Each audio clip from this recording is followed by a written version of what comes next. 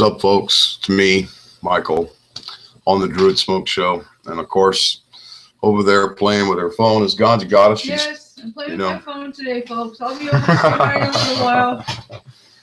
So, I just want to relax. I just want to kind of give a wrap up of what took place tonight. And,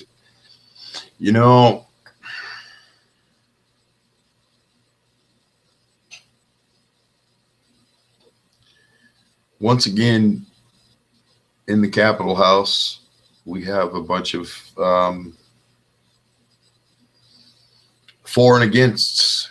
It's kind of crazy because, as I recall, quite a few percentage, I think it was in the 50s, high 50s, 58 or 59% of the votership said yes to to recreational cannabis for those 21 and older. And I guess the issue that I have is that if it's for recreational use 21 and older, and that anybody over 21 or older could cultivate 4 plants per household at a recreational level,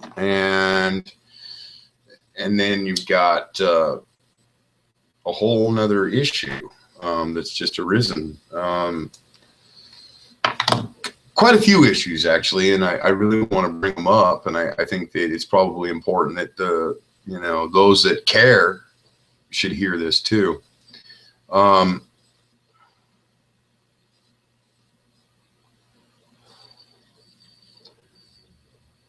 I don't know if you guys that are in the recreational end of things realize what they're going to be doing to you, but I'm going to let you know some of that too ahead of time, because I have friends that are in the recreational field and they totally respect the fact that medical cannabis exists, and I'm going to bring that up as well. And there really is no struggle. In fact, there's been a unification of recent, and we're kind of proud of that unification because of where it came from, who named it.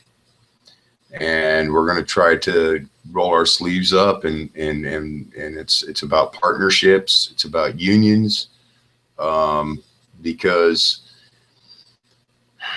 most folks don't realize that there's multiple interests. When you talk about a 77-year prohibition, okay, a lot of the old rhetoric is still very, very prevalent even today. And we all know that. Even people that aren't involved politically, what's going on, they don't realize that rhetoric is still very well going on today.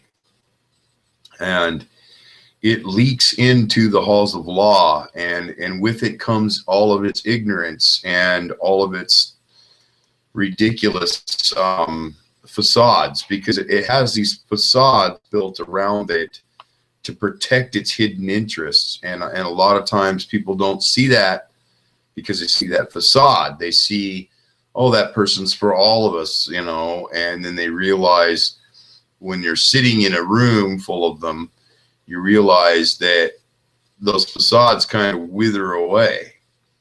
And then you begin to realize that they're bending and molding regulation kind of like they did during the 1930s. And it's kind of a weird situation. Tonight, on the implementation of Measure 91 for the recreational sales and all that other good shit. Sorry for my language. I shouldn't cuss. I'm trying to actually be a little more, a little cleaner with my attitude, I guess. It's all rhetoric. It's all full of rhetoric. And yeah, they're gonna tax the system so hard that I don't see cannabis producers in the recreational market really doing very much. I don't see them going very far. And, you know, what's happened now is you've got other interests that are going to figure out how they can attach some fees, some regulated hidden interests onto the cultivators for the recreational groups. And they already know that they're not going to be able to tax medicine. So that it's going to be a little more complicated to mess around with that system.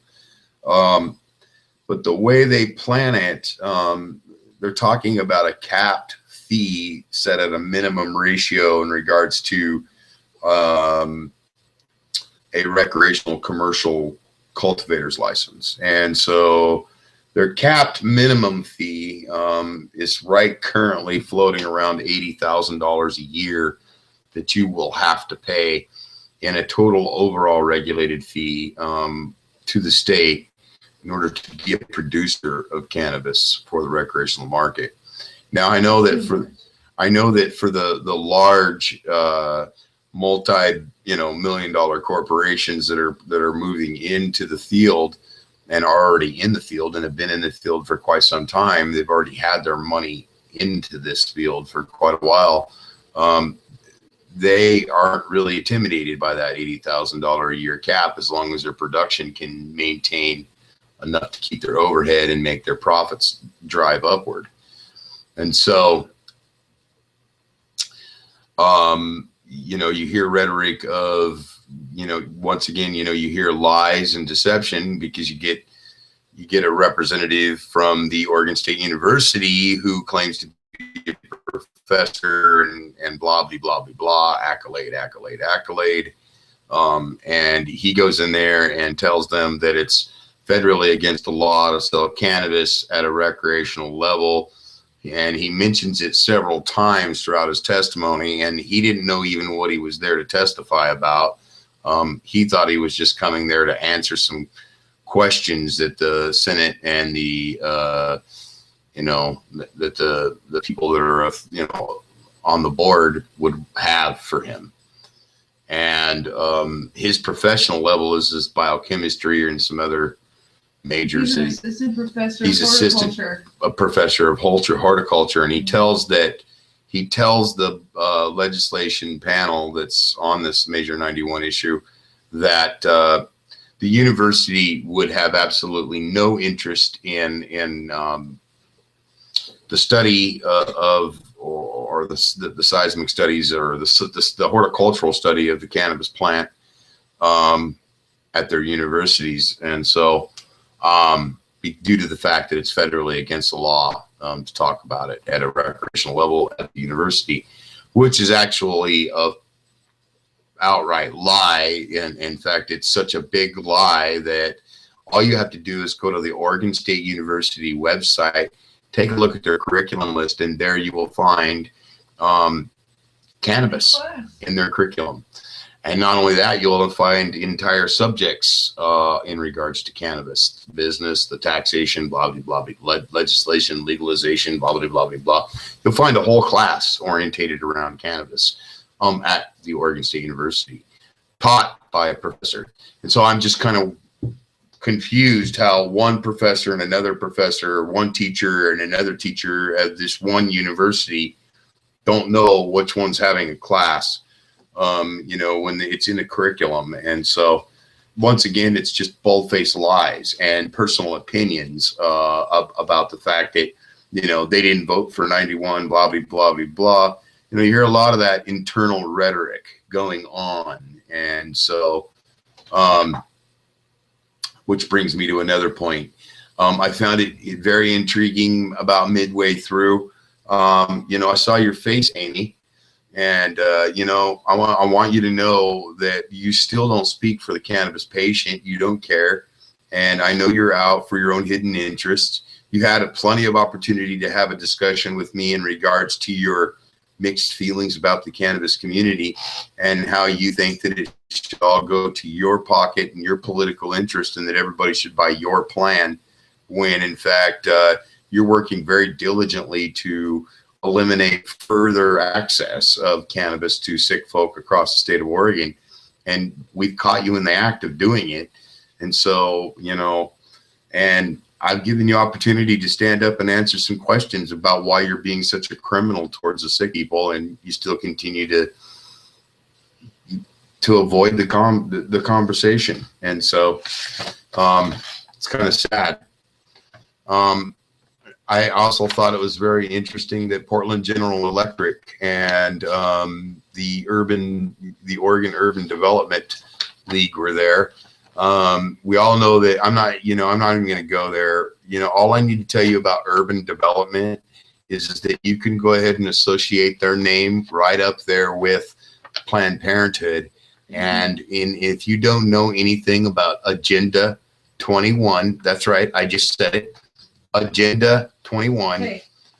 Perhaps you should go check it out, because you'll find out that Agenda 21 it's currently being implemented, and it's actually been implemented all the way across the country to work towards the globalization of our world.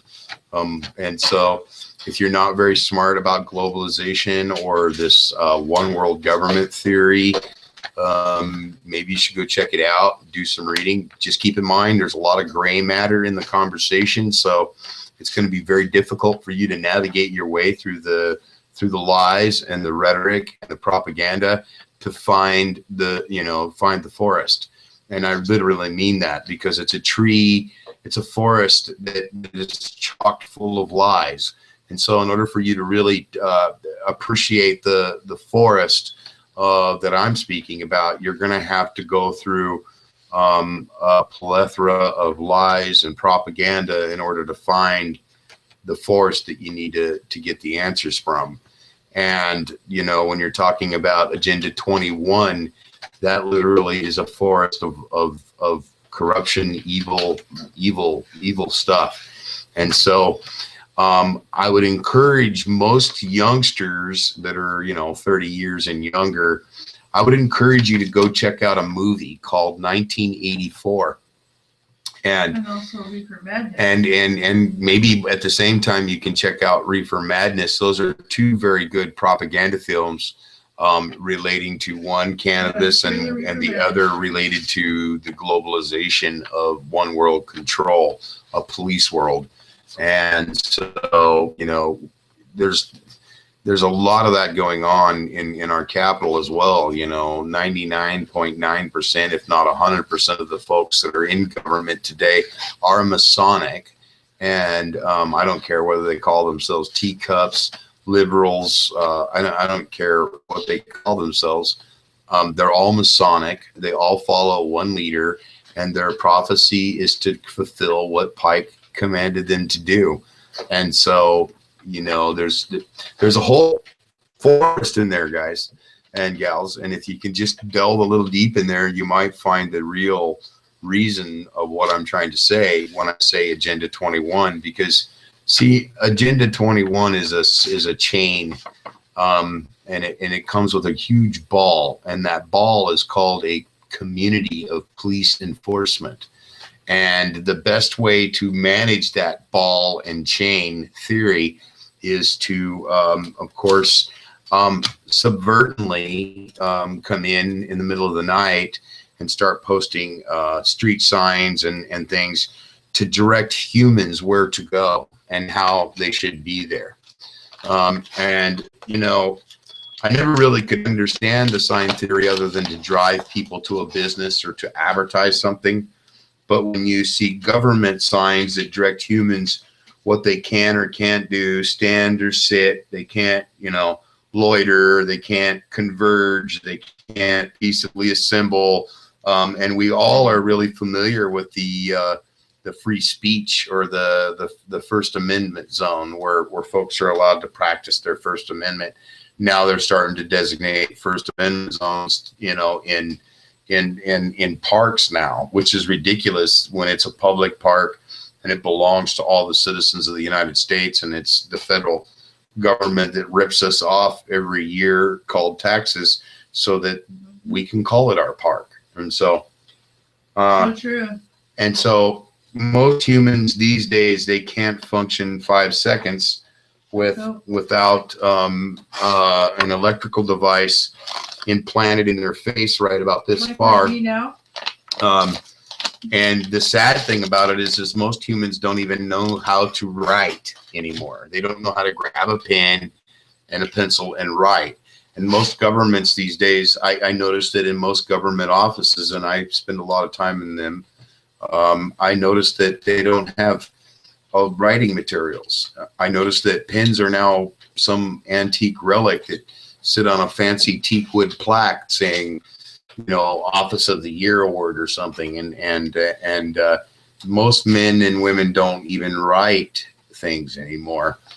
And the time they do spend writing, it's all, you know, it's all, you know, properly lined out and properly spelled for them by their spell checkers and their little plans. And so most folks don't even have to even perform the basic functions of phonics. And so the language itself is now a blur in you know, it's all a blur in a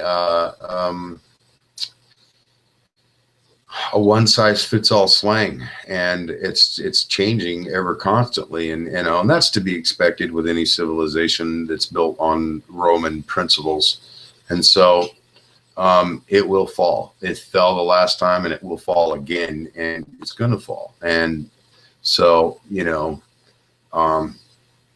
PGE, you know, what a bunch of criminals. Here's a bunch of guys that call themselves for the community. And if you think about how many lawsuits the state of Oregon has raised against PGE for, you know, toxic spills and for, you know, a lot of UBC failures and some other issues, you start thinking about it. And then you start thinking, well, I remember a time when they were a private interest and then became a public interest because we had to vote it in. And then I also remember that there was a time when a portion of some money had to be exchanged from one point to another with those groups. And now you have PGE and they're going, we need to have some regulatory authority over these recreational growers. And that means that we at PGE need to know where all the grows are at. That's right. I said it. That's what I heard tonight. And you can go to legislative video and find it yourself. I'm not going to go there. I don't got that much time to waste. I got other things to do here on my agenda, and I need to make it short. But PGE is going to, I heard them tonight ask the senators and representatives for the implementation of 91. They want to know where your grow is. They too want to know where your grow is. So not only do you have to tell the state when you got all that money, all you big money mongers who are going to come in and pay that $80,000 a year fee to produce commercial cannabis under a regulatory plan, you guys are going to have to tell PGE to where you're at. So, and oh, that's really funny because if you go to PGE's website, they actually have a map of Oregon, and you can go and pinpoint on these little pins, and it tells you where all of its customers are already. So I can only imagine how much more fun that's going to be for those little thugs and criminals that want to actually take your medical cannabis grows over and take your crap. Because now PGE is demanding that you recreational growers that are going to be growing in a cultivated commercial market with agriculture and whatnot, you know, you're going to have to report to PGE where your grow is too. And so, isn't that nice? You know, PGE comes in tonight all smooth, and isn't it? That's lovely, isn't it? Yeah, they tell the state we're going to make some great revenue, but one problem. You folks got to have a regulation or a law that says where the growers at. So we know where all the commercial growers are going to be in the state. We're going to know where all the grow farms are at. Isn't that wonderful? Mm-hmm. It's lovely. And then Agenda 21. Back to Agenda 21. urban plan and development from, of course, they bring a representative from Jackson County again. And I think that's really funny because Jackson County is a bunch of Nazis. I mean, their cops are evil. They treat their citizens very, very, very harshly, even people that are actually not breaking the law. And they've got a fail record. Jackson County's got one of the biggest fail records on the books. And so, once again, why not bring some county representative who has a huge fail record in front of the people that are going to regulate you, the dreaming cannabis business connoisseur going into the regulatory market of recreational. I just want you to know that urban plan and development, actually, those guys, I'm sorry, but you're going to have to move out of your commercial grow spaces, and you're going to have to locate your grow space 10 miles out of town. That's what I heard tonight. Plus the $80,000, blah, blah, blah, blah, blah. So I hope some of you guys weren't idiots and put all your money into the property right now, waiting for you to open your doors open, kind of like Jack Daniels did when the prohibition ended. But, I really hope you didn't, because if you did, you're probably going to have to sell everything you put it into and move it somewhere else, because urban development is calling you and your commercial group a bunch of nauseous people. And I actually heard a senator say that from Southern Oregon, Jackson County again, saying that, I had a constituent call me and tell me that there's some guys growing cannabis up there, and when we went up there, they were playing loud, and they were like hippie type folks, and they were playing loud music, and they had dogs chained to the trees.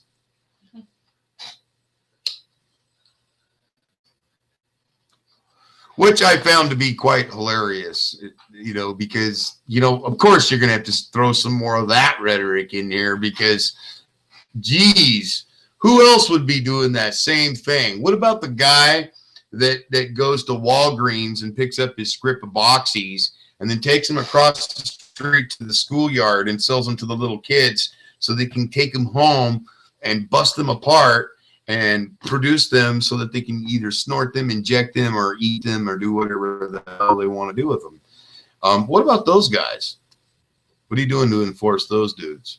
Oh, that's right. That's right. Absolutely nothing. That's why the state has a fail record when it comes to opiate addiction.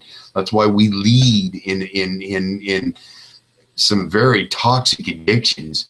And so, and cannabis isn't even on there, because we already know that it's not classified or even part of that regimen. And don't get in it with me, because I took pharmacology, man, and I do understand the pharmacological effect of these substances. And so what I'm trying to say is that you get the whole Jackson County thing seems to be ruining it.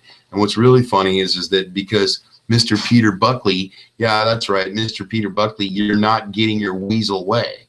You see, you're not getting your weasel way because you don't realize that the state is a little more independent than that. And now that the state knows, most of the state producers know that that's what you plan on doing, they're not just going to sit back and let it happen, man. They're going to start dumping their money back in guys like me again. And then they're going to, and then I'm going to bring out, a few thousand of my best friends, and we're going to hold signs up, exposing the dirty lies that you've already told the community. You've lied to your constituency. You don't even serve your constituency, Mr. Buckley, and neither do you, Mr. Feroli. When you talk about a guy who doesn't serve his community, folks, here we go. Mr. Feroli, Senator Feroli. Here's a guy from representing Eastern Oregon over there in war-torn Eastern Oregon. And half the time, he's not even in the county that he's in, but he doesn't realize that his own constituents right now are having their constitutional and civil rights violated. They're being treated like criminals by a bunch of Nazi sheriff cops who have nothing better than to harass its citizenry. There are a bunch of bully thugs over there, and they treat really sick old women very badly. I've seen it happen. I've actually got personal testimony from sick old ladies saying that the cops over there love nothing more than to harass sick old women over cannabis. So what I want to know is how do you justify what you do up there, Feroli? When you look back on everything, you know what? Cannabis is going to be your only victory. So you need to get your head into the game, man, and you need to protect the patients that are in the community already. Get your head in the game and realize that anybody that knows anything about cannabis is in the medical marijuana program, and that you should probably get some of those individuals, since you want to talk about destroying the medical cannabis program and you want to have this discussion about absorbing it into OLCC, who has epically failed its people, and has produced fatalities in children. Okay, OLCC's regulatory program for alcohol has produced fatalities in children. Okay, cannabis hasn't. But yet here we are, guns and bombs and gangs and all this rhetoric, federal law, federal law, federal law, federal law. And I just ask you, Feroli, Senator Feroli, whatever you want me to call you. I'd like to call you a bunch of names, but I'm really trying to be a good guy here.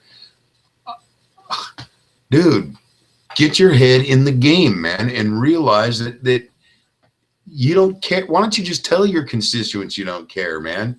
You know, thanks for the vote, but screw off. You know, now I've got the money that the state's going to pay me, and my pension's going to be nice, and I get special plates, and I'll get special embroidered pajamas, whatever, dude. You know, but get in the game, man, and realize that if you want knowledge, real working knowledge that actually could bring huge capital revenue to this state, bring in the people that know what you're talking about. Why are you bringing in all these people that don't know anything about anything? Okay. All right.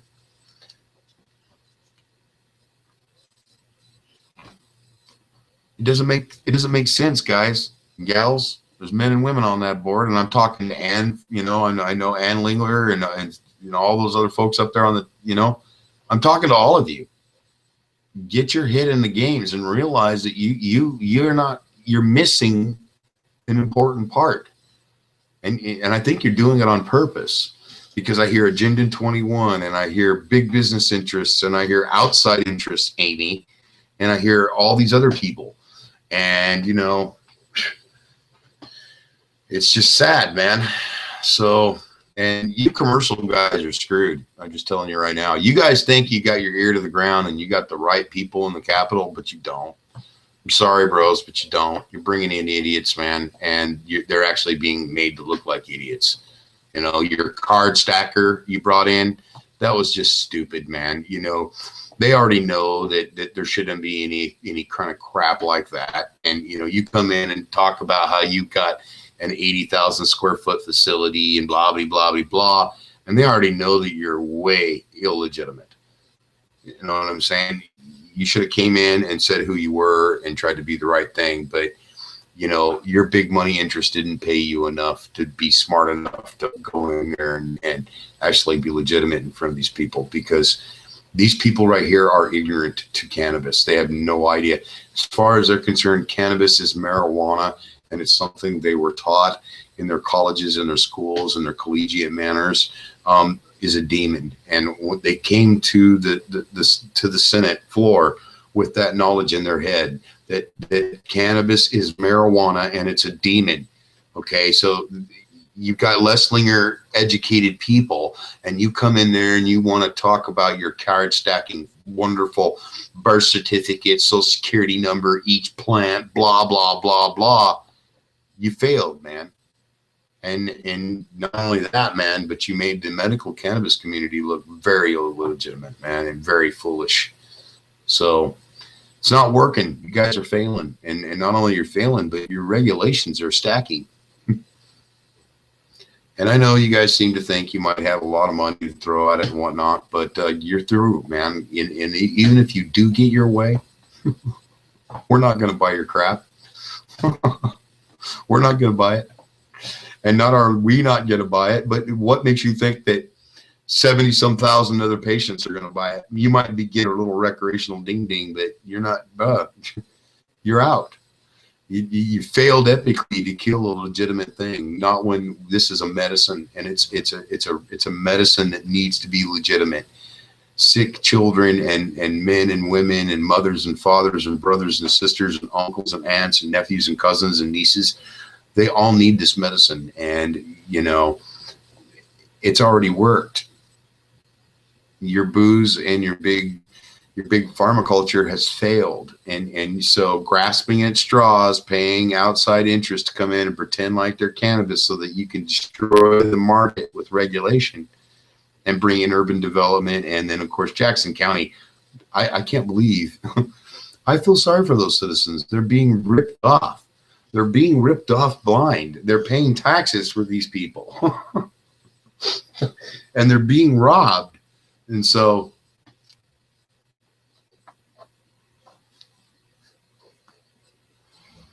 that brings me to another point, some very sad news. Oregon Chronic Solutions, the Salem, Oregon, has been issued a cease and desist order by the county. And it's just one of many to come. There's going to be many other dispensaries in Salem closing down due to this issue. Their lawyers are working on it. And it's really sad because patient came in there and dropped off a testimony, and the reason the patient did was because the patient can't grow for themselves and are needing a safe access point, which some patients can't grow for themselves, and they do need safe access. Recreational is not safe access, not the way they're going to be making legislation work. It's not going to be safe access at all. It's going to be very unsafe, and it's going to be so over-regulated and overpriced that no sick person could ever afford it.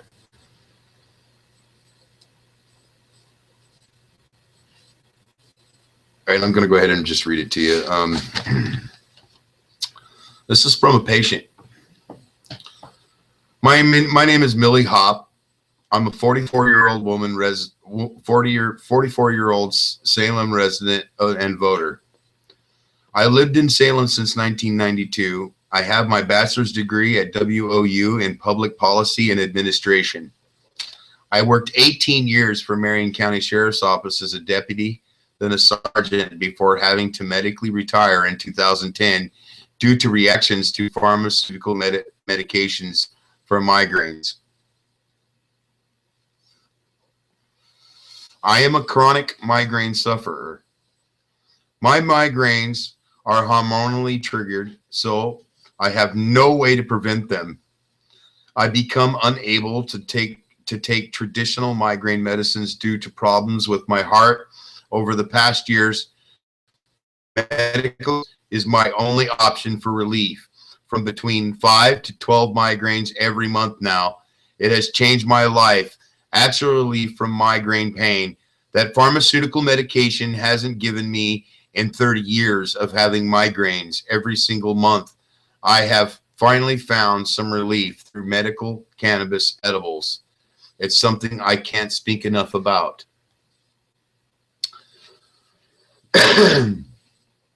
However,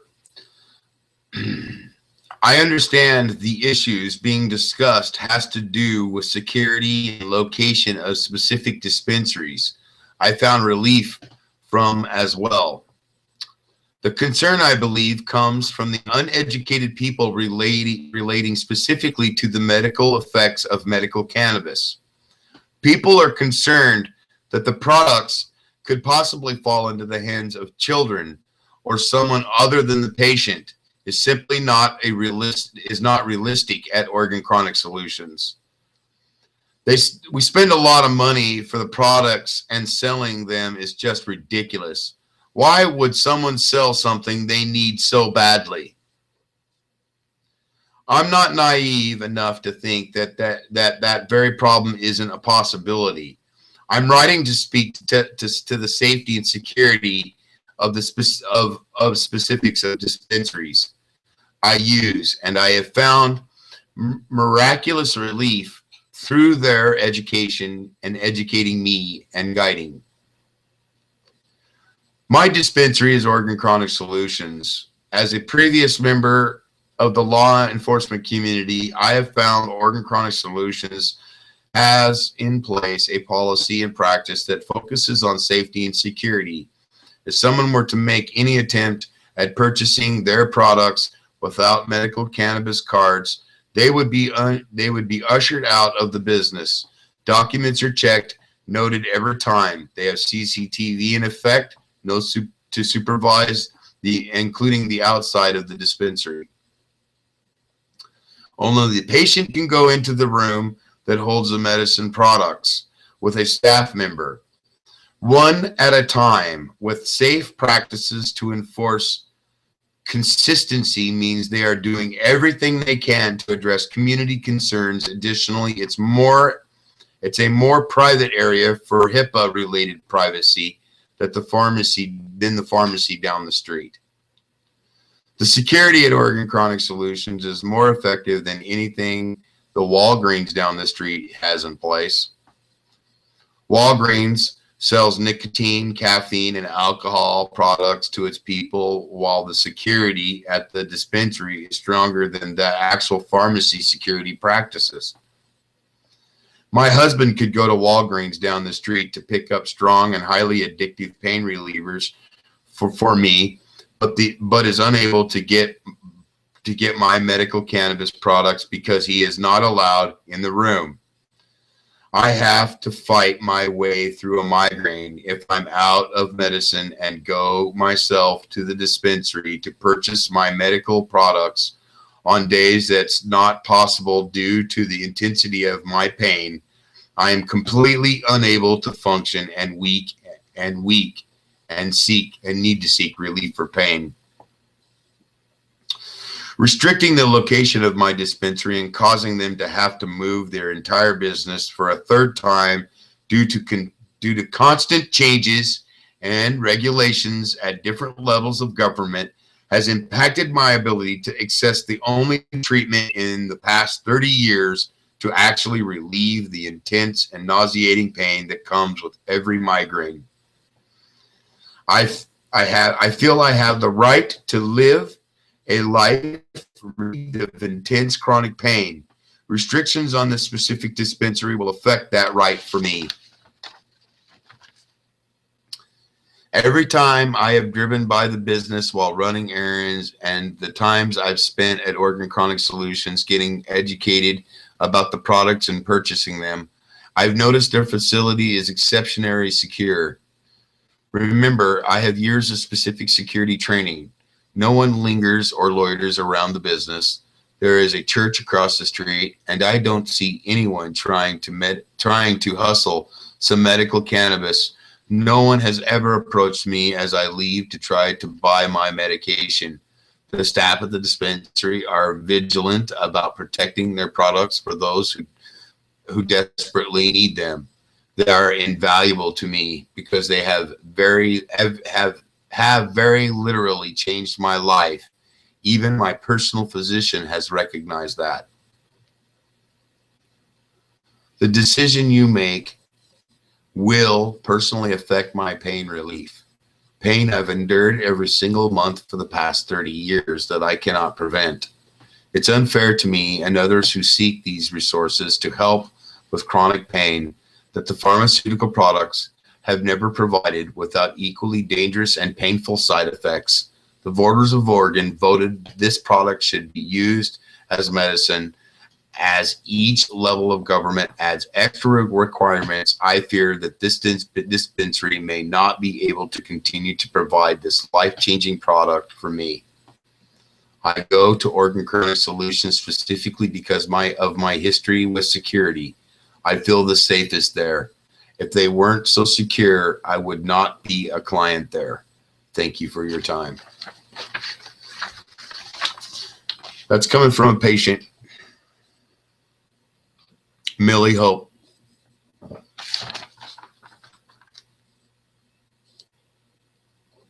That's what regulation does. And regulation has finally successfully been able to do that again. So, are we winning?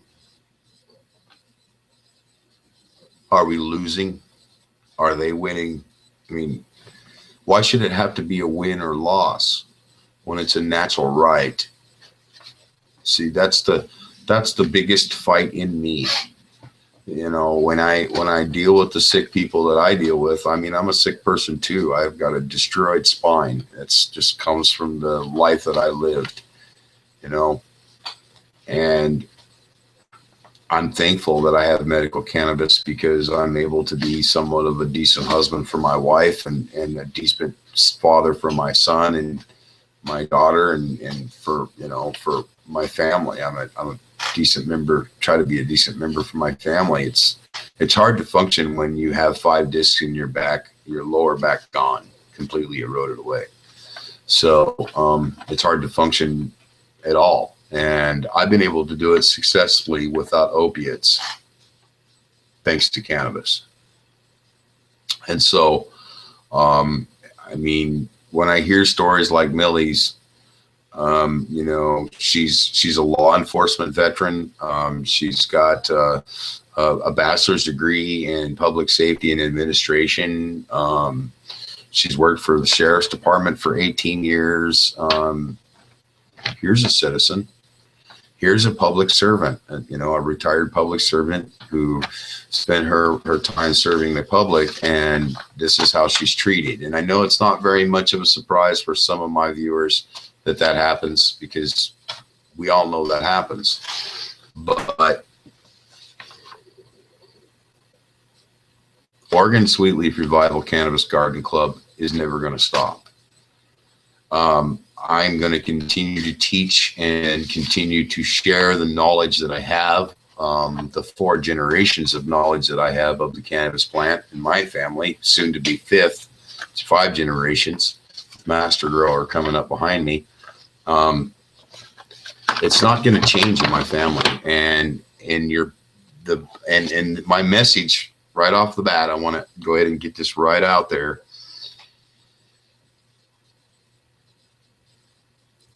You big business people who have large amounts of capital, you better go back to the drawing board and you better figure this out, because I'm not going to stop teaching these people how to have a relationship with this plant.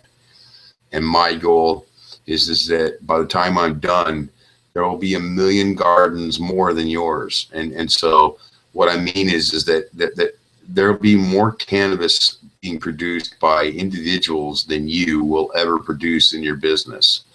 And I want to plant this plant all over like Johnny Potseed. And so, you know, we're going to have a plant in this year, and we're going to do some civil disobedience, and we're going to do some protesting, some continual protesting. I'm not going to stop until these legislation, you know, and these lobbyists and all these people hear the true citizens of Oregon, because they're not. I haven't seen what Jackson County Urban Development, Jackson County Law Enforcement, Jackson County, you know, city planner, blah, blah, blah, blah, blah. I mean, is Jackson County the only county in the entire state, or is it because Jackson County's revenues are bigger than somebody else's? I'm not sure, but I know that Jackson County's full of Nazi, you know, police who love nothing more than to destroy their citizens' lives. And now I'm finding that same rhetoric leaking right into my town in Marion County. And so it's really sad, because, you know, Millie deserves the right to have a natural relationship with this cannabis plant. And, you know, it's sad because she can't necessarily cultivate it for herself. And it's also sad that, you know, because she can't, she's now been eliminated from safe access. And so now where does this ex-law enforcement officer have to go? Probably to a black market. And, you know, what's really sad is that the black market will continue to win as long as the lawmakers and lobbyists continue to take out of their pockets. And, you know, we know how that works. And so as time progresses, you know, you just got to make your own choices. You got to stand up for your own feelings on this matter. And do you want to end up like Millie? Because you're going to be like Millie. And the sad thing about it is she is just one of tens of thousands of stories all the way across Oregon, all the way across Washington, and all the way across Colorado, because, you know, the recreational boiler has created so much money from destroying their program. When you go to look at just where the education went, it totally went out the window. And so it's very sad to see that happen. And what's really sad is that the whole world's convinced that we're all legal legit. And yeah, we might be halfway through this prohibition, but I think we're literally only halfway through. I think we're going to need to get all of the states of the union all in line and under one plan that works for all, that is constitutional, and that everybody has a fair shot, and that we can all have a fair opportunity to enjoy the relationship that every human being should have with cannabis. So that is a big deal, man. So some other things I want to bring up, the Oregon Medical Cannabis Task Force will be meeting on the 3rd. We've decided that due to the increased requests that we've been getting, folks, it's not like we're trying to just, what we need, we've already got in regards to the board, but we're open to letting you have the transparency and the ability to ask the questions you want to ask. Our goal is, now that we've unified, which is another historical thing I'm kind of proud about.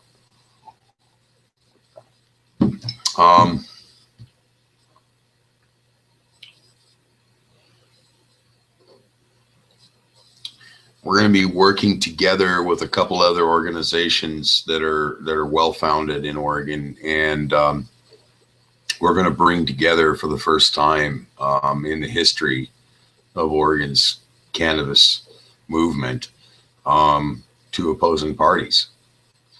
You got a person who wants to move to a recreational agenda, and for a while they thought, you know, it's going to be all mine, and it took some convincing, but we were able to convince them that no, it's not all yours, and you know the truth. It was never meant to be just yours. It's all of ours. It belongs to all of us. Everybody that cultivates their own cannabis, everybody that cultivates it for medicinal use and medicinal sell, or whatever the hell you want to call it, it doesn't matter. The point, what I'm trying to say is that if you are cultivating this plant for any reason, you need to be on the same channel. And if we catch you off the channel, then at that point, you know, it's just going to be, you know, divide and conquer. Because as we see it across the board, all the way across the state, and I'm going to, you know, say it right off the bat, it's time we all come together, irregardless of our differences, irregardless of what it is that we think we have in our heads that is more significant than the next that's involved in cannabis. All this in-house fighting that's existing, it exists not only in one state or another. We have the us against them thing. And you know what I think? California and Oregon, you know, we've had our toss-ups. That's why you guys don't let us come down and compete in your Emerald Cup and all that other stuff, blah, blah, blah, blah, blah. We get it. But here's the thing, you know, now Oregon Sweet Leaf tried Oregon Sweet Leaf Revival challenged the Emerald Cup people to a show-off. And we thought it would be great because it would create revenue for the states, both Oregon and California. And it would create more of an opportunity for the West Coast to truly be educated without the glossy cover of the Beep Beep High Times, because we already know that Beep Beep High Time, as educational as it isn't, it needs to, you know, stay in its realm, and that's in the bubblegum machines. That's where you put High Times magazines, is in bubblegum machines, okay? For the little kids to have, because that's the only thing they're appealing is their market and their bottom line. That's all they ever did appeal to. That's all they need to do to keep it publishing their magazine, as horrid as it is. So you guys at High Times, if you want to take a lesson on magazines, maybe you need to come to Oregon and take a look at some of the magazines we have on cannabis, and then maybe you'd understand how we work.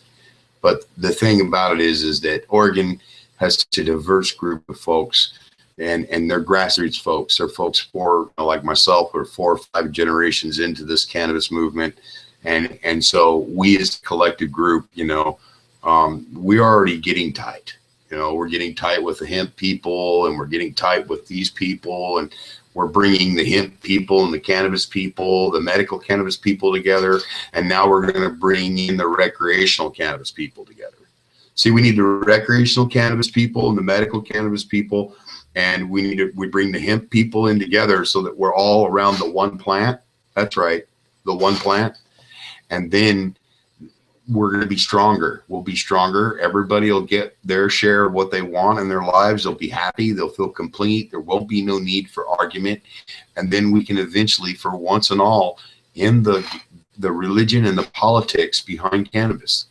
We can, for once and all, burn the book. I can't wait. I hope that I live that long. If I don't, I know my son will be standing there to burn it for me. Because if we can just burn this book of religion and politics around this plant and just totally destroy it, then we're going to be good. I think we'll be fine. But that's not happening yet, and it's continually growing. Now that you recreational people, you big recreational wannabe cannabis cultivator guys who whatever whatever you want to do, just keep in mind that you are being eliminated out of your businesses as I speak. And not only are you going to be eliminated out of it, because our state has this thing, when you give OLCC something, they want it all. So if you know anything about Oregon liquor law and Oregon liquor enforcement, you will already know that when you give OLCC something, they want it all. And see, that's something that Anthony Johnson didn't think about when he started this whole Measure 91 thing. And so now you've given the lobbyists and the legislation the power to just manipulate the system any way they want.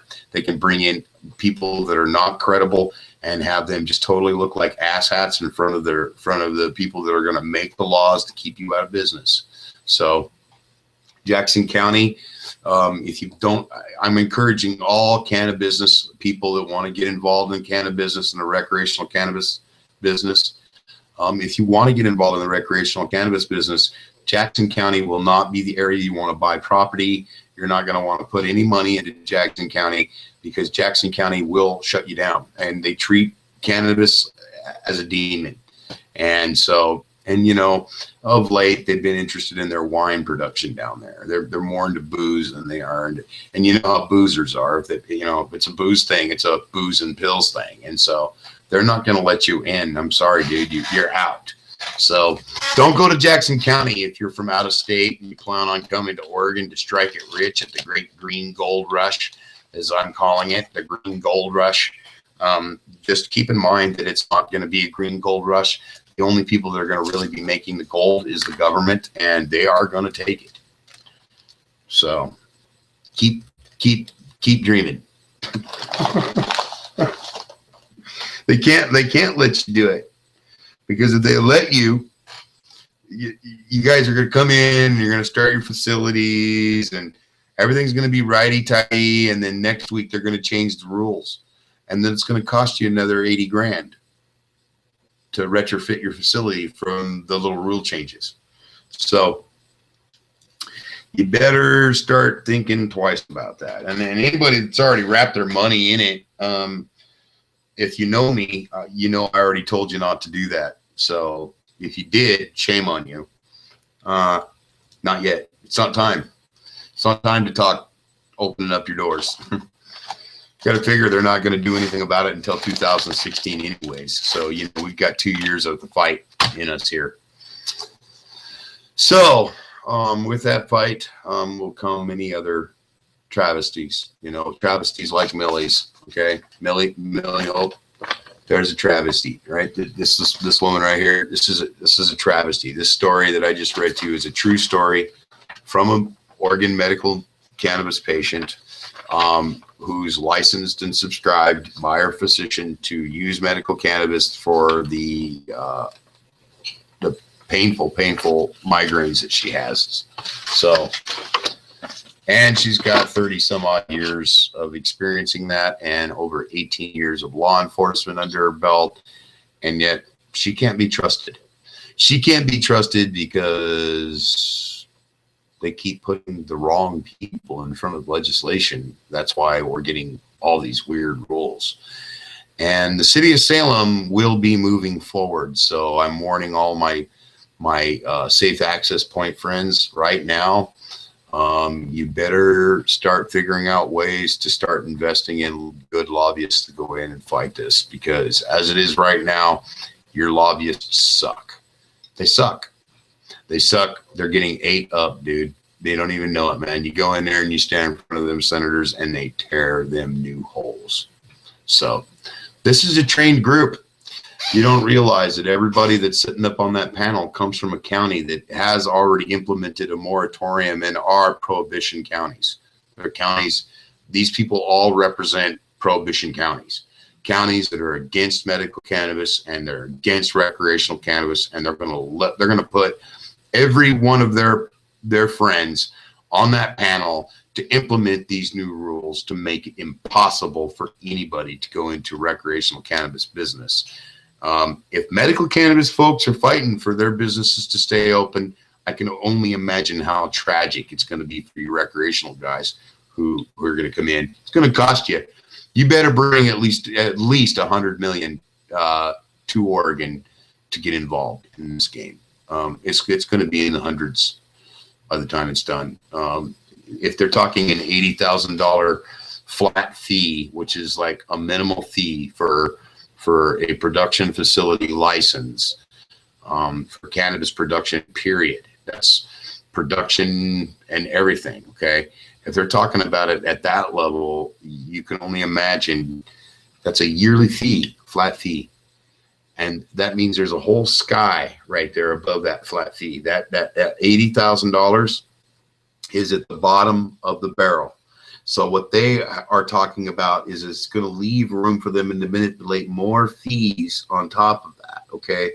And with state regulated fees, each individual form of processing is going to have its own individual fee. So like if you're an extractions artist, you're going to pay that fee. And if you're doing extractions commercially, you're going to pay $80,000 plus the $14,000 for the facilities license and all the other things you're going to have to go through, because then you're going to have to pay the Department of Agriculture to get your kitchen inspected, blah, blah, blah. Yeah, hash makers. That's right. You're going to have a kitchen. And all you're going to have a kitchen, but you're going to have a kitchen that is inspected by the Department of Agriculture. And then you're going to have to pay all their fees, plus the other fees for the state. And then it's going to be a seed to sell tracking system.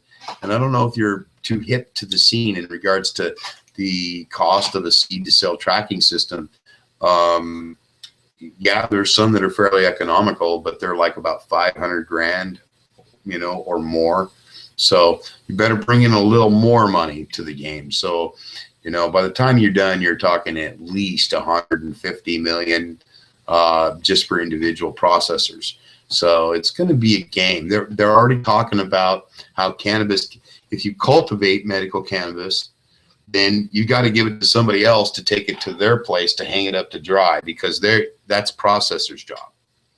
See, you cultivate it and then you take it to a place, and a guy that is licensed as a processor for trimming and beautifying the flower product for whatever use they're going to make it. And then it's going to have to go from that place to the extraction place, because then if it's going to be, any material that's going to be extracted, it's going to have to go to the extraction people. And then the extraction people, if, whatever byproducts that they're going to have to go through are the ones that are going to have to fit the bill, if that's where it's going. They'll be the final ones to pay the biggest amount of money, is the extraction people. And then if it's going to go just to flower, then the people that buy the flower from the grower, from the processor, will have to pay the most. They'll be the ones that have to pay the taxes, not the processor, not the cultivator. Okay, it's going to go from cultivator, processor to the shelf. So the person that wants to put cannabis on their shelves are the ones that are going to have to pay the most. So it's backwards. It's all backwards. You're talking about individual license for every little detail that requires of the plant. Okay, from cultivation to curing to sifting and trimming to all those other things. That it's all going to be broken down to an individual job.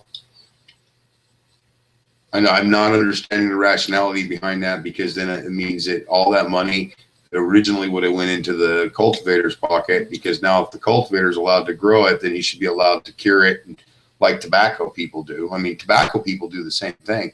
They cultivate their tobacco, and then they hang it in their smoke barns or their flue barns, and then they flue cure the tobaccos, and then they do the process, and then they sell it at a bulk rate at an auction to the tobacco producing companies, manufacturers.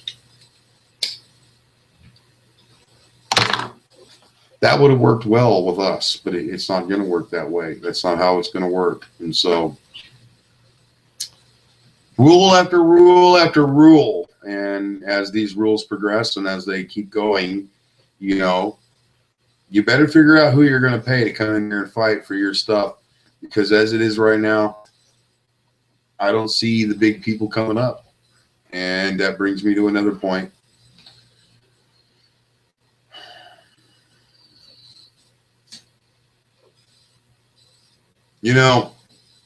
It's not nice to point fingers when it comes to our community. And I'm not going to do that. I love and respect everybody that loves this plant. If you love this plant, man, I'm good with it, man. You're in the right zone, obviously. If you're growing and cultivating a plant, you're in the right zone. You are where I want to be when it comes to a communicative method. But I just want to get something straight.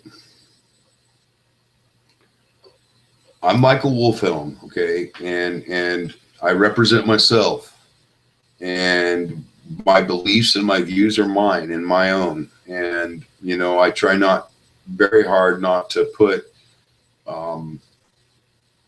any kind of agenda to the views and beliefs that I have. They just come as I see them, and then I deal with it, okay? And I'm getting ready to deal with two issues that are very important to me. And the first issue is the Oregon Medical Cannabis Patients of Oregon. These people are my heart and soul's work. And I work for the sick people that I love and care for, and they know who they are, and I love making people feel better, and that's all I want to do. And I mean, I want to grow and cultivate my cannabis and breed and be the gardener that I am by nature.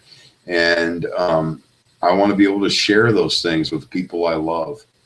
And, especially the sick folk that have become my friends over the years in the Oregon Sweet Leaf Revival Cannabis Garden Club. And I will never represent anybody different.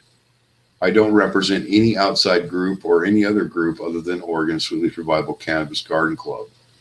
And I never will go outside that level of representation, because Oregon Sweet Leaf Revival Cannabis Garden Club is the only cannabis garden club in the state of Oregon, okay, that is for patients only.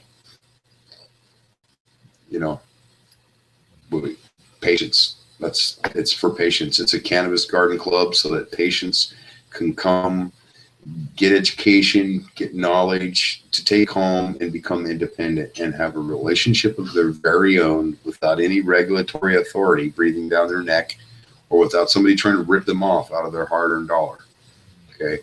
I'm trying to teach people that it's a lot easier to have a relationship with this plant, and I'm trying to break the ignorance that comes with all this rhetoric. And I know sometimes, if not, I'm bound to fail. And there's sometimes that I sit back and I think, am I doing the right thing? Is it the right approach? Am I going about it the right way? And when I have patients come up and hug me and thank me for giving them that little bit of knowledge, and now their lives are completely changed from it, I have to say yes. I feel very rewarded from what I'm doing, and there's no amount of money or gold in the world that could ever pay for those hugs that I get from my patients. And I'm never changing my spots, you know. And here in another day or so, we're going to be doing a quite of a controversial video, and I want to throw everybody a heads up on it.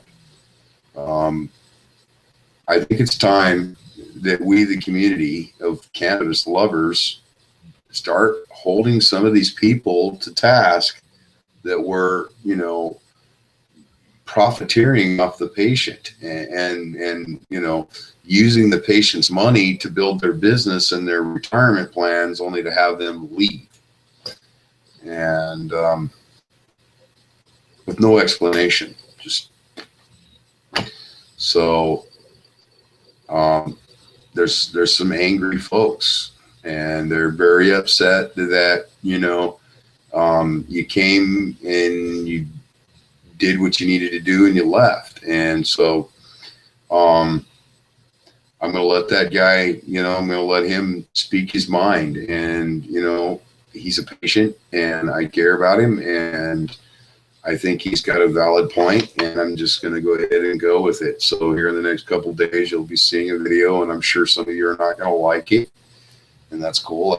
I totally get it. That's the way you feel. That's the way you feel. But this patient has a right to speak, just like you do. And so at Oregon Sweetleaf Revival Cannabis Garden Club, our message is never going to change. It's free to plant, and the rest will follow. And I'm never going to change my spots. I am what I am. I represent Oregon Sweetleaf Revival Cannabis Garden Club. I represent the patients of that Cannabis Garden Club, and I will continue to do so. I support everybody that loves cannabis. If you love cannabis and you can understand what it is and what it can do for the world, then I support you 100%. But also, I'm not seeing enough people pay that education forward. Instead, they're making money and then they're leaving. And it's sad because they don't stick around long enough to educate anybody. They're just there to collect a sick person's money and then run. And those people are going to be brought up on this. And you know, when it comes to the cannabis community in Oregon, it's a lot tighter than you think. A lot of folks, yeah, they have their own little individual gray, shadowy circles, but in the whole highlight of things, it's a pretty big green circle that we've been able to build at Oregon Sweetleaf Revival Cannabis Garden Club. We're statewide. We have patients all over the state, in every county of the districts. And they, you know, they're spreading this knowledge. And so, you know, maybe in my son's lifetime it'll happen. Maybe that, you know, me and Gonzo will be old and gray and bent, and you know, the cannabis kid will be up and riding, and he'll be, you know, large and in charge of it, and be doing a good thing for himself. Maybe it'll be a good future for him to continually medical cultivate cannabis for folks. But I know that his message will never change. My message will never change, that cannabis can serve the world. If we can just... Cannabis can save the world. Get rid of the rest. So there's been some confusion about who I'm working for, and I don't work for anybody but the patient. I don't charge the patient. What I do, my services are free to them. I will go to them if I have to. I will meet them anywhere I have to. And I just don't think that it's just not going to happen, folks. I'm not changing my colors, man. I am what I am. And I'll go to the dirt. You are who you are. Doing what I'm doing, man. So I don't have a problem joining arms and joining alliances, and I have built 2 alliances that I want to discuss. The first one I've allied myself with is, you know, I've been fighting for Eastern Oregon for quite a long time. If you can go back to some of my video footage, I've been fighting for a couple years, I think now. And I've been fighting what the cops, what the lawmakers in these little podunk towns have been doing to honest, law-abiding, tax-paying citizens in their towns, and I've been able to get away with it. And I think it's a time that we bring, you know, this allegiance to each other. I mean, we owe this to each other. I mean, really, dude, if you think you're going to be able to hang out in the wind in your own, with your own little circle, good luck at it, you know. It's a sad thing that you couldn't join arms with the rest of the green community and put your arms around people that actually care about cannabis and actually care about its future and care about the relationship folks have with it. And so just remember, as we progress and as we go forward, I'm not backing down from my stance of who I am and who I serve. And so Oregon Sweet Leaf Revival has no problem joining alliances with other people, as long as they understand that my representation is completely autonomous to those that I serve. And that is the medical cannabis patients of the state of Oregon. Every patient who's licensed, subscribed to have a medical patient card, I work for them. And I don't ask them for a single dime, because why would I? They've already been ripped off. They've already been cheesed out of their safe access. They've been lied to. They've been smashed around. And these are good, honest folks. They're people that deserve to have their voice heard. And I will continue to be a thorn in this legislative process, and I will continue to agitate the mind to think as long as I can. And which brings me to another thing. The Oregon Medical Cannabis Task Force will have their annual meeting, and I don't know about Oregon Crime Solutions right now. At this point, we're trying to figure out what's going on. So far, we've heard that Oregon Chronic Solutions has had their has been issued a cease and desist order. So we're going to get some word on that, but that's not going to hinder us from having our meeting. We can have it elsewhere. Have it at a restaurant. You know that, right? I want to bring up a couple new board members that we brought on. Our founding father, Larry Rathbun, who is president chair of the Oregon Medical Cannabis Task Force, has actually nominated Jim. So Jim Ferguson, I'm going to go ahead and pull your name out here, brother love, is now co-chair for the Patient Cannabis Task Force. And we're going to start compiling letters, testimonies of folks across the state. So I encourage anybody that knows somebody that needs to have their voice heard and can't make it to the Capitol to please put together a testimony of what they would like to have presented.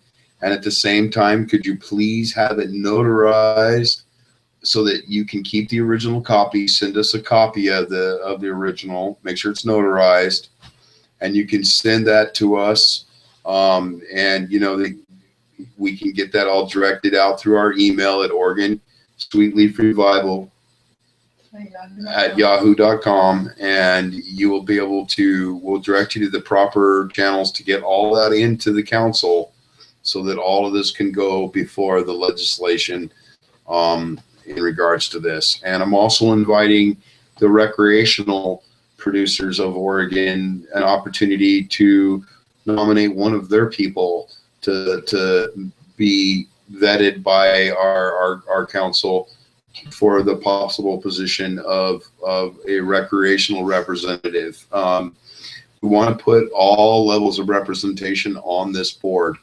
The reason we want to is because we need to show legislation that all folks that are involved in the cannabis community are united on this decision.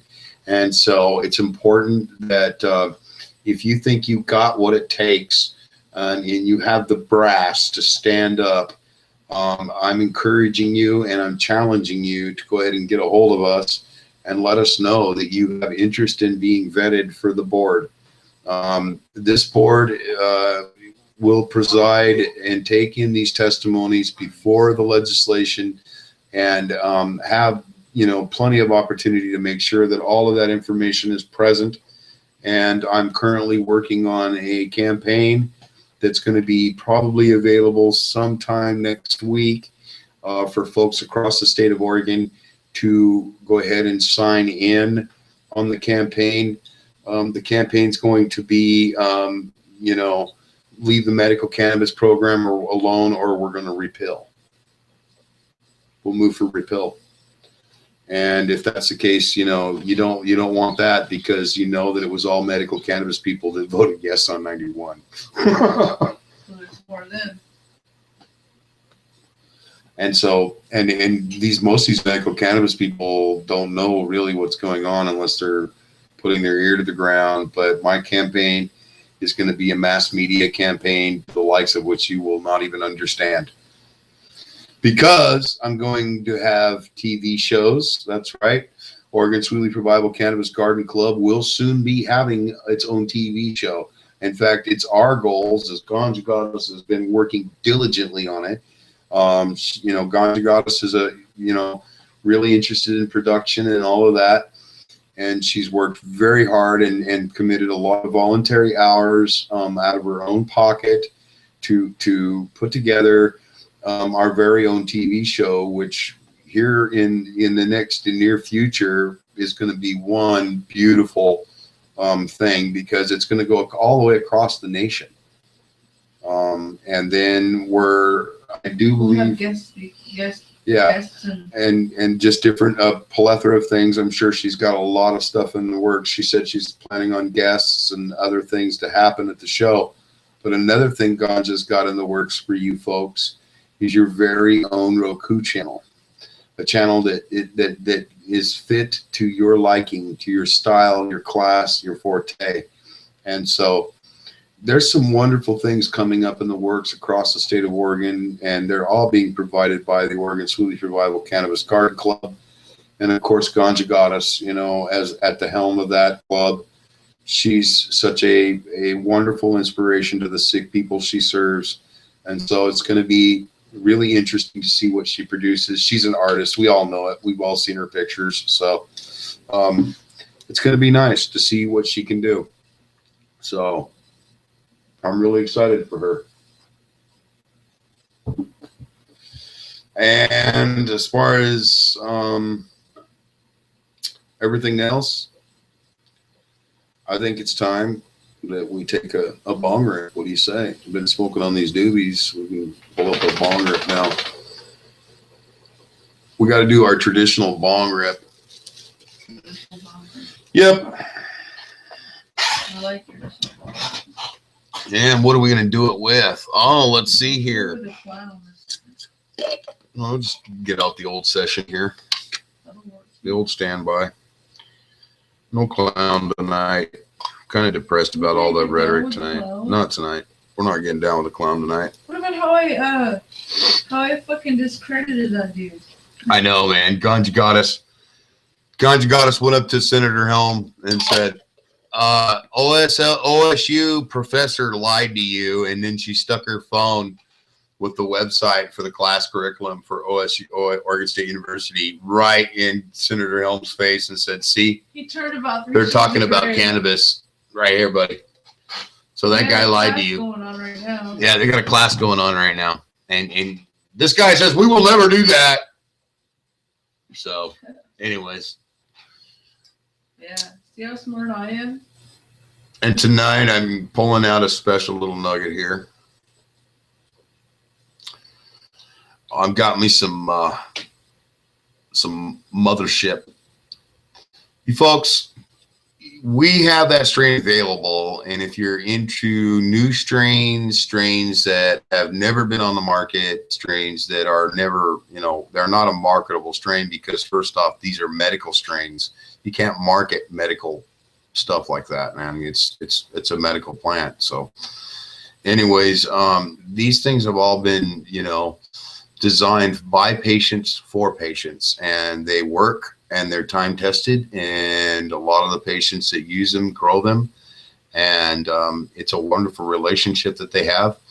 I encourage your folks to try to, if you are interested in some medical cannabis strains that are medical cannabis strains, get a hold of Oregon Sweet Leaf Revival. Get your membership dues in. Become a member, because that is the only way you can get these strains. The only way you can get access to them. Oregon Sweet Leaf Revival, because we are based on donations, and we do help patients that can't afford to help themselves. You can make a donation at Oregon Sweet Leaf Revival Yahoo.com, on PayPal. On PayPal. Oregon Sweet Leaf Revival at Yahoo.com. We're moving up in the big world, aren't we? That would be very much appreciated. I have some patients that have stage 3 and stage 4 cancer that depend on the medicine that we can provide for them because they can't afford it for themselves. Yep. Yeah. Oregon Sweet Leaf Revival, we've always been about the free plant, and as much free cannabis as we can get into our patients' hands, the better. And we do that. There's a lot of patients that don't have money, man. They can't afford cannabis, but yet they're patients for cancer and all these other things. I know several cancer patients that have actually spent all their money, lost their house and their bank accounts and their retirement on chemotherapy, and are flat broke in hospices. And we work with those folks because, if you get cannabis in their system and you can start educating them about cannabis, it doesn't matter how much money they have in their lives. If you can teach them how to cultivate and grow it themselves once they're back in health again, they don't need to go and buy a bunch of recreational cannabis. They can grow it themselves. So, and that's what we encourage across the state. This bong hit right here is for all my ancestors that have gone before me in the cannabis fight. This is for all my ancestors that have moved ahead and are now in greater heights. Okay. I dedicate this to Jack Hare. I dedicate this to Ed Lepp. I dedicate this to all the great ancestors that have fought for this movement and have believed in it, to sacrifice their very souls to it. And so, as I take this bong hit tonight and end this show, I just want folks to remember, you got to free the plant, man. And it's real simple. It's teaching people that this plant was meant to be. And it's not that hard to do. Due to the relationship we have with it and all the thousands of years that we've been involved with it, you don't need to go too far back to show them that humans need to have a relationship with the cannabis plant. That's the way it is. So as we progress, final note would be, I love and respect all of those that support us, and I love all those that don't. And it's my hope that those that I, may have offended will forgive me, in the sense that I truly have never tried to offend anybody when it comes to this movement, because I've always seen it as a serious thing. When I have to deal with really sick people, you can't be laughing and joking about it.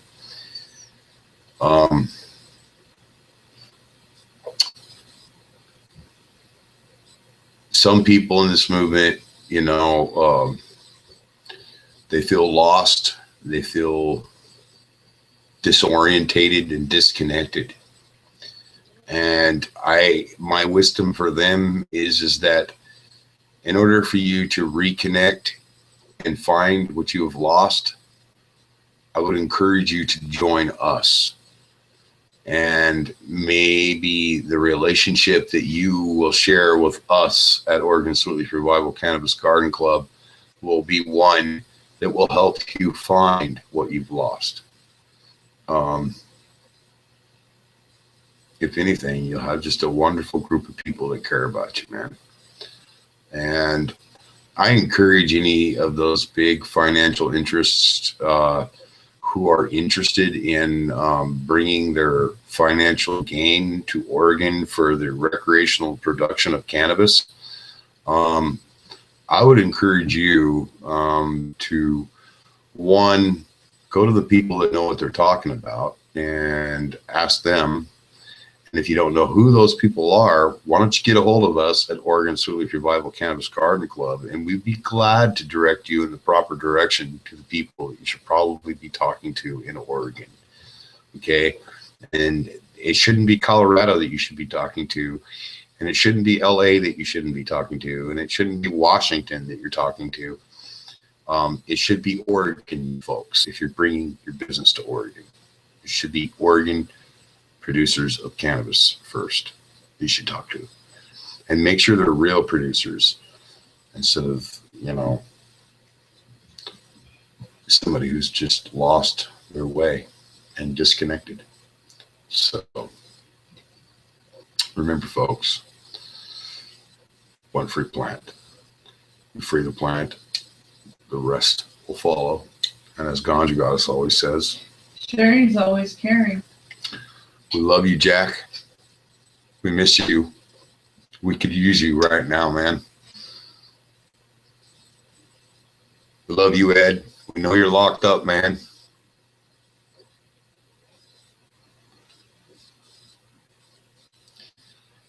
We sure could use your wisdom, man.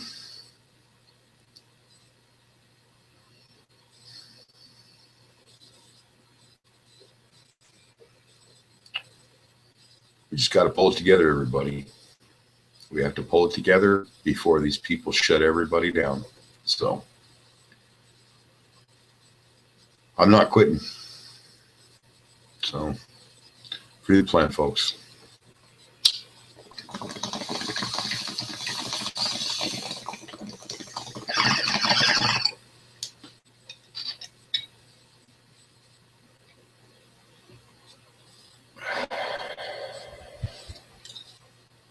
Have a nice night.